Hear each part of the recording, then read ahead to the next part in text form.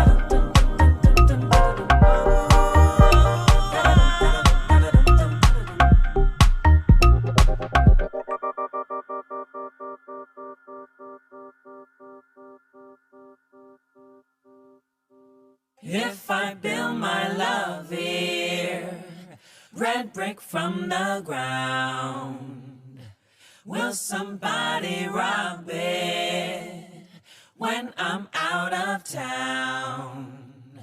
If I build my love here, red brick from the ground, will somebody rob it when I'm out of town?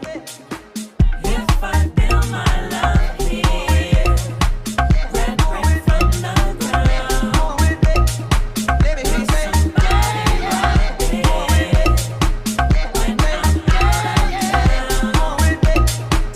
If I build my love here, red brick from the ground, will somebody rob it?